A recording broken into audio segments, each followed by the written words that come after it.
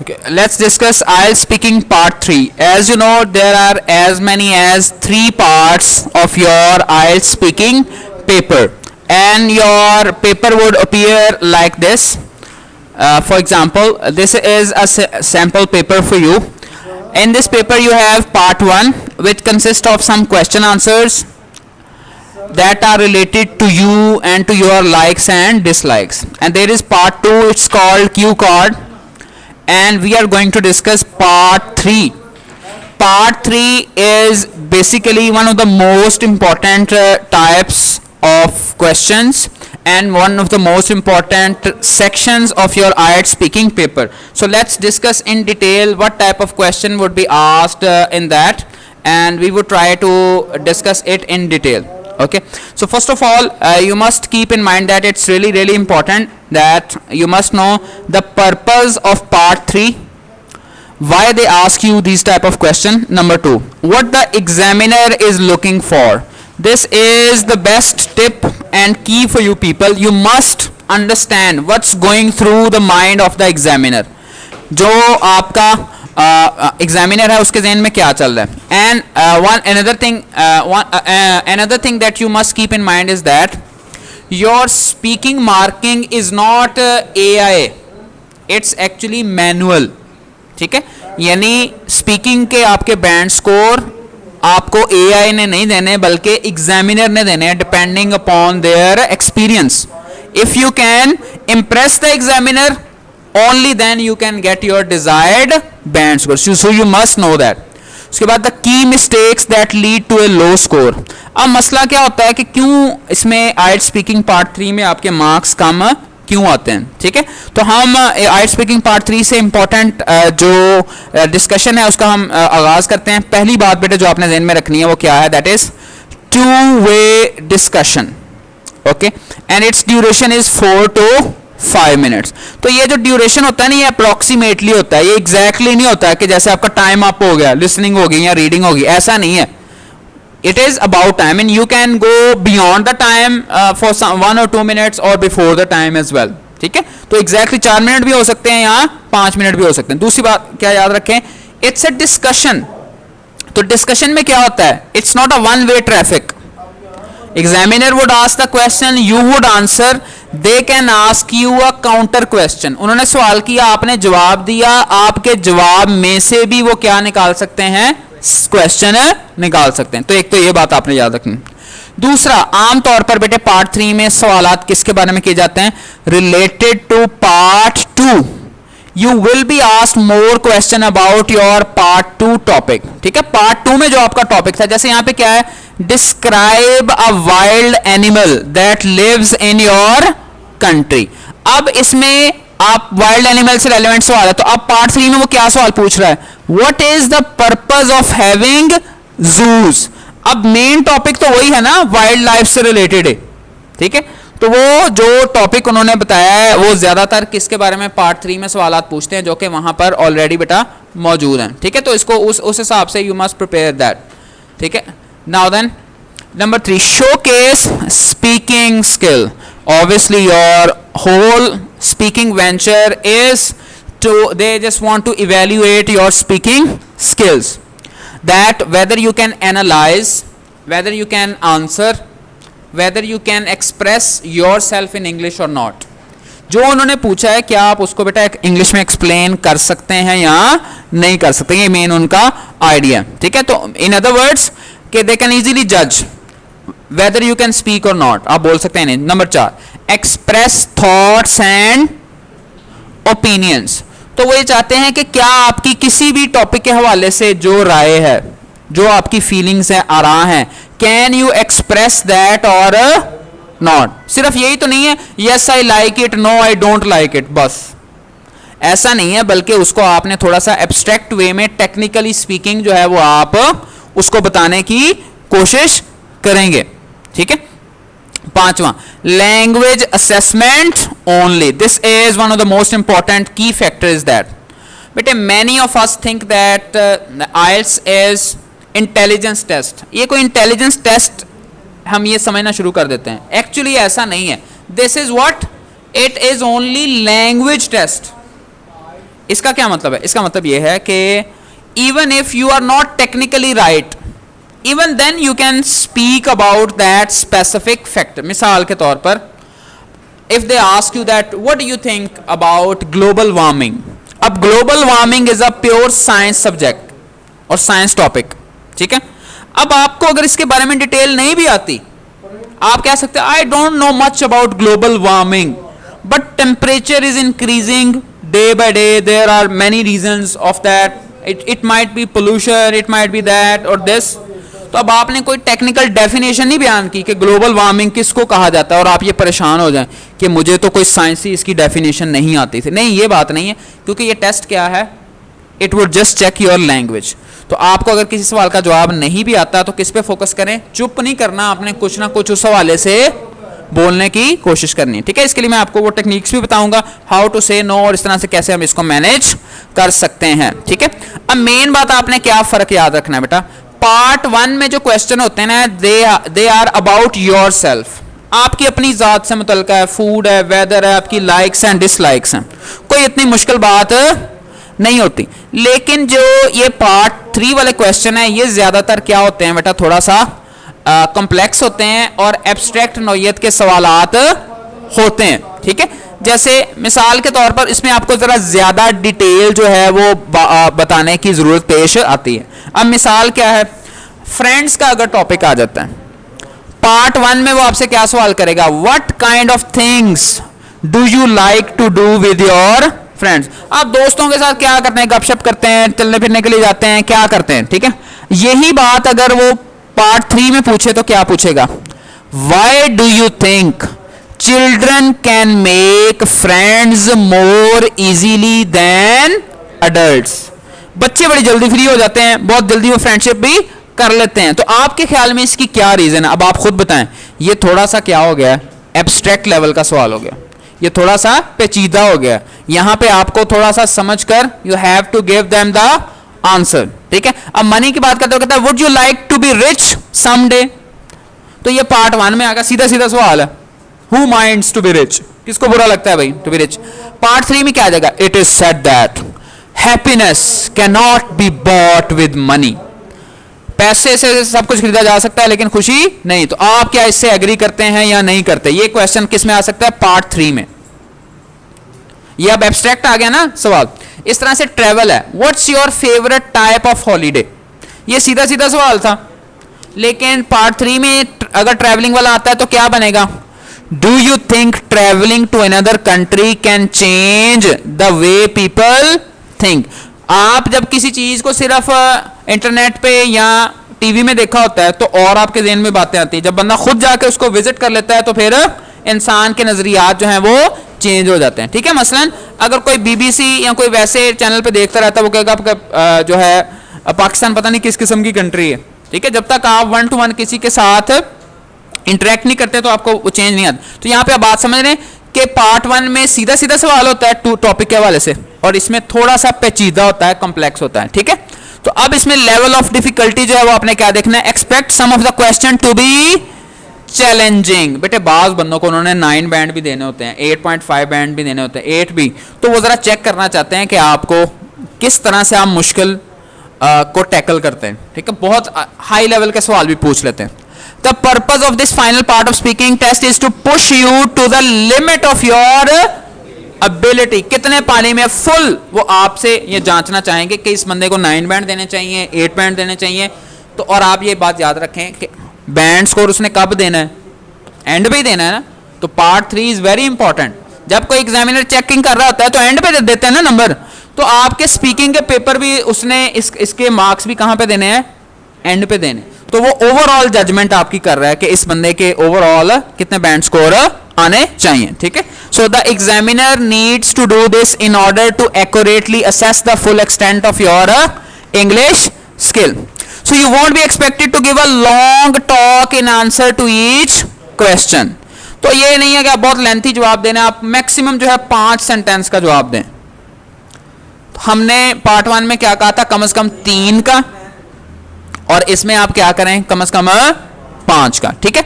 तो इसमें आप कैसे इसको एक्सटेंड कर सकते हैं बेटे, you can explain that, explanations बताएं, एंड एग्जाम्पल्स, और मिसालें बताएं। कुछ ज़हन में नहीं आ रहा तो ask yourself why I like this, ठीक है, why I don't like this, reason को आपने तलाश करना है। दूसरा, एग्जाम्पल दे दें, कोई पर्सनल लाइफ से दे दें या कोई साइंटिफिक एग्जाम्पल दी जा सकती है। तो ये दो बातें आपने याद रखनी है, ठीक है। Now what are the things to avoid, what are the basic mistakes in part 3। अक्सर बच्चे जो बहुत ज्यादा मिस्टेक जिसकी वजह से उनके लो बैंड स्कोर आते हैं वो क्या है, उनको हम जान लें ताकि आप लोग ये वाली मिस्टेक्स को ना दोहराएं। पहली बात, their answers are too short. मसलन उसने पूछा do you think happiness can not be bought by money, ठीक है, आपके ख्याल में पैसे से खुशी खरीदी नहीं जा, आप कहें yes I think that happiness can not be bought by money, ठीक है, so thank you very much. तो ये नहीं होगा, you must answer the questions, you have to explain, you have to give them the reason, you have to give them even the example as well, ठीक है। तो आपको वो explain करना पड़ेगा थोड़ा सा डिटेल के साथ। वो ये देखना चाहते हैं कि what's your actual value is, that can you really explain yourself in English और नॉट, ठीक है। ये खास तौर पर आइट्स एकेडमिक वालों के लिए बहुत इंपॉर्टेंट है, जिनका टारगेट 7+ है, उनके लिए बहुत इंपॉर्टेंट है that you must be able to express yourself, you must be able to give examples, ठीक है। तो ये सारी चीजें का आपको पता होना चाहिए। दूसरा भाई, they get stressed over difficult question, accept that you will be getting difficult question and deal with them appropriately. भाई मुश्किल सवाल तो बीच में आएंगे पार्ट 3 में, ये नहीं होने लगा कि हर सवाल ही आपको आता हो। अब आप पूछ सकते हैं, हाँ जी क्यू कार्ड में, क्यू कार्ड पहला तो प्रायोरिटी उनकी यही है, स्टार्ट उन्होंने वहां से ही करना है, लेकिन उसके अलावा भी पूछ सकते हैं, यही नहीं कि उन्होंने पार्ट 2 वाले पूछना है, उसके अलावा भी आप पूछ सकते हैं। 4 to 5 मिनट्स, ठीक है, 4 to 5 मिनट्स आर इनफ। पूरी देग खानी जरूरी तो नहीं ना होती, वो जब आपने 1-2 सवालों के जवाब देने पता वैसे ही लग जाना है, ग्रामर क्या है, स्पेलिंग क्या है, इस बंदे को क्या आता है, यहाँ पहले ही उसने बता दिया। This is not a intelligence test, ज्यादा सवाल नहीं करने पड़ते। लैंग्वेज टेस्ट, तो लैंग्वेज तो वैसे पता लग जाता है कि इस बंदे का सेंटेंस स्ट्रक्चर जो है वो क्या है, इसकी फ्लुएंसी कैसी है, इस बंदे की प्रोनाउंसिएशन कैसी है, इसका थॉट प्रोसेस क्या है, रेलिवेंट जवाब हैं या रेलिवेंट जवाब नहीं है, ठीक है। तो अभी हम इसको आगे डिटेल में देखते हैं। अगर बहुत ज्यादा मुश्किल सवाल आ जाए तो इस पर अलग लेक्चर भी है, हम उसको भी देखेंगे, यहाँ पर भी कुछ चीजों को हम देख लेते हैं, ठीक है। उसके बाद है they don't listen carefully to the question. अब बहुत बड़ी मिस्टेक क्या होती है, सवाल हम समझते ही नहीं है, सवाल समझे बगैर ही जवाब देना शुरू कर देते हैं, इस वजह से भी हम लोग प्रॉपर उसमें मार्क्स हासिल नहीं कर पाते, ठीक है। दूसरा क्या है, they don't fully understand the question. जब सवाल सुना ही नहीं है पूरा तो आपने फिर उसको अंडरस्टैंड क्या करना है, ठीक है। तो आपने बस क्या करना है, अगर आपको बेटा कुछ चीजों की समझ नहीं आती तो ये गोल्डन चीजें आप याद रखें। What most candidates don't know is that you are allowed to ask 1 or 2 questions during IELTS speaking part 3, कि आपके पास भाई ऑप्शन मौजूद है कि आप 2-3 दफा पूछ सकें, ठीक है। क्या कर सकते हैं आप, 3 चीजें आप कह सकते हैं, can you repeat the question please. हालांकि आपको सवाल की समझ लग गई थी पर लगे ही बड़ा औखा, समझ ही नहीं लगी कि ये क्या है, तो आपने कैसे अपनी जान छुड़ाई, आप कह सकते हैं can you repeat the question please. उतनी देर में कुछ ना कुछ आप सोच लें। दूसरा, can you explain what you mean, क्या आप इसको थोड़ा सा एक्सप्लेन कर देंगे कि मैंने गल दी सही तरह समझ नहीं लगी, ये जिसको मैंने कहा था कैन यू रीफ्रेज इट। आप ये अगर कोई बीच में मुश्किल लफ्ज है, जैसे वो आ जाता है ना, what do you think about consumer society, अब आप कह सकते हैं can you explain the word consumer society please. यानी अगर उसमें कोई लफ्ज मुश्किल लगा है तो आप क्या करें, उस लफ्ज के बारे में पूछ लें कि ये जरा ये मसलन ग्लोबल वार्मिंग ही है, तो can you please explain what is global warming a bit. तो 1-2 दफा ऐसा हो सकता है, ठीक है, हमेशा ऐसा नहीं होगा, ठीक है। तो आपने ये बात याद रखनी है कि इससे आपके वो मार्क्स पे कोई फर्क इस तरह से नहीं पड़ेगा अगर आप एक आधा जो है वो काम ये करने की कोशिश करते हैं, ठीक है। तो अब वो आपसे बेटे किस टाइप के क्वेश्चन जो है वो किए जाते हैं, किसमें, IELTS स्पीकिंग पार्ट 3 में, ठीक है। उसमें फर्स्ट जो टाइप ऑफ क्वेश्चन वो क्या है, ओपिनियन है, आपसे आपकी राय पूछते हैं किसी चीज के बारे में। दूसरा, हाइपोथेटिकल, कोई फर्जी सवाल पूछ सकते हैं। कंपेयर एंड कंट्रास्ट, किस चीज का कंपैरिजन कर सकते हैं, किस चीज में कोई चेंज आ गई है वो पूछ सकते हैं। फ्यूचर के किस चीज के बारे में पूछ सकते हैं, या उसके बेनिफिट्स के बारे में। अब हम एक एक करके इसका एक एक सवाल देखते हैं ताकि आप अच्छी तरीके से बेटे आपको ये 6 की 6 चीजें जो है वो समझ आ जाए। अब आपने इन पे फोकस करना है। मसलन ओपिनियन क्वेश्चन क्या है, वो आपसे पूछता है, राय देनी है आपने। Do you think people in your country are less healthy than they used to be? जितनी पहले, जैसे कहते नहीं पुराने लोग, ओ सेहता नहीं रही हैं जो पहले हुआ करती थी। तो अब आपके बारे आपने ये सवाल कौन सा है, ओपिनियन। क्या है, ओपिनियन। ये मैं बेटे आपको शेयर कर दूंगा प्रेजेंटेशन, या आपने खुद इसको डिटेल में इसका आंसर पढ़ना है, ठीक है। एक तो ये इस तरह के सवाल आ सकते हैं। और इन सवालों में आप क्या कह सकते हैं, अपना ओपिनियन बताने के लिए आप कहेंगे in my experience, as far as I am concerned, जहां तक मेरा ताल्लुक है। स्पीकिंग फॉर माई सेल्फ, अगर मैं अपनी बात करूं तो आई वुड से दैट। ये सारे लफ्ज नहीं कहने, कोई एक दो आप याद कर लें, ठीक है। कई मासूम बच्चे ये सारे ना याद कर जाएं, वो आप इकट्ठे सिर्फ यही कहते हैं, in my experience, to my way of thinking, I believe that, in my view, if you ask me. वो कह के कहना क्या चाहते हो तुम तो लेकिन उसको को बात समझ में नहीं आएगी। तो ओपिनियन बताने के लिए ये बेटे कुछ फिक्रें हैं 7-8, आपको जो इनमें से पसंद आए एक दो वो आप क्या कर लें, सेलेक्ट कर लें, ठीक है। दूसरा बेटे सवाल है हाइपोथेटिकल क्वेश्चन, फर्जी क्वेश्चन है, and compare and contrast question. मिसाल के तौर पर हाइपोथेटिकल सवाल कैसे हैं, अनरियल सवाल जिनका हकीकत से मिसाल के तौर पर कहता है, if tourist stopped visiting your area what affect would it have on the economy, ठीक है। फर्ज करें आप नॉर्दर्न एरियाज में रहते हैं, मरी में रहते हैं, वो कहता है अगर यहां पर टूरिस्ट ना आए तो क्या होगा। अभी कौन सा क्यों ना है, आपने ये नहीं पूछना क्यों ना है, क्या वजह, नहीं, ये अब आपने इसको हाइपोथेटिकल क्वेश्चन को देखना है, ठीक है।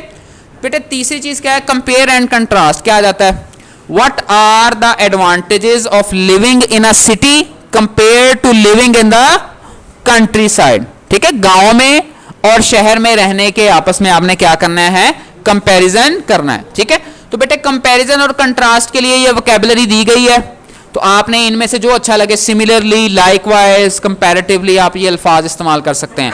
अगर आपने ऑपोजिट बात करनी है तो आप ये कर सकते हैं, कंट्रास्ट, कन्वर्सली, नेवरदलेस, ये वाले वर्ड्स बेटे आप यूज कर सकते हैं, ठीक है। तो आपने इनमें से जो अच्छे लगे वर्ड्स कंपेयर कंट्रास्ट के लिए इसको हम देख सकते हैं। अब एंड वाले 3 जो रहते हैं, चेंज क्वेश्चन। चेंज क्वेश्चन कोई वो एक टॉपिक लेंगे, उसके बारे में क्या पूछेंगे, how has education changed since your parents were children. भाई आपके माँ बाप के दौर में क्या था तालीम का हाल और अब आपके दौर में क्या है, ठीक है। तो क्या चेंज आ चुकी है, ठीक है। तो ये चेंज वाले सवालात भी इससे रेलेवेंट है। उसके बाद है नेक्स्ट बेटा फ्यूचर क्वेश्चंस, ये भी आपसे पूछे जाते हैं। वो क्या है, do you think that everyone in the world will have access to clean water in the future. इस वक्त 70% से ज्यादा लोगों को पीने का साफ पानी मुयसर नहीं है। गोजरा की मासूम अवाम जो है वो भी साफ पानी के लिए दर बदर जो है उसे जाना पड़ता है बहरहाल। तो क्या आपके ख्याल में, do you think everyone in Gojra will have access to clean water in 2026, ठीक है। क्या 2026 में ऐसा होगा या नहीं होगा। तो इस तरह से वो सवाल कर सकते हैं। यहां पे मैं आपको ये बता दूं, वहां पे कभी भी लोकल सवाल नहीं होते, हमेशा उस इशू पे सवाल होंगे, इंटरनेशनल सवाल होंगे। एक बात। दूसरी बात, वहां पे आपने अपनी कंट्री की जो नेगेटिव चीजें हैं वो नहीं आपने पोर्ट्रे करनी कि सड़कें टूटियां या हमारे पास ये एक्सेस नहीं है, नहीं। वहां पे जितने इश्यूज के बारे में वो सवाल करते हैं वो क्या होते हैं, ग्लोबल इश्यूज।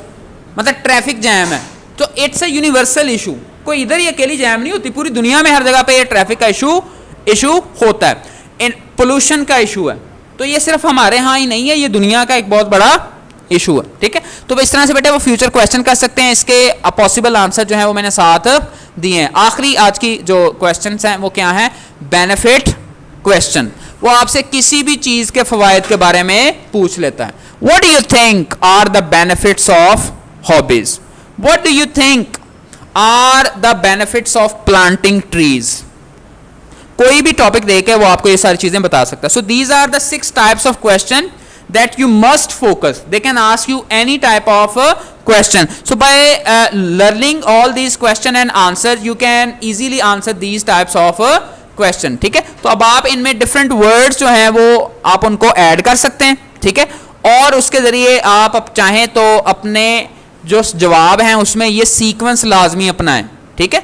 इस सीक्वेंस से क्या मुराद है, आप ये लफ्ज़ फर्स्ट, सेकेंड, फाइनली जब आपने एंड पे बात करना है, देन, तब, नेक्स्ट, फर्दर मोर, मजीद, इन एडिशन, मजीद, लाइकवाइज, इसी तरह। तो ये वाले वर्ड्स बेटे आप यूज करेंगे तो that they can give you a specific sort of things that can really help you to prepare for IELTS speaking question, ठीक है। तो आपने ये कोशिश करनी है कि ये 6 टाइप्स के आपको जो क्वेश्चंस हैं वो आ जाएं, ठीक है।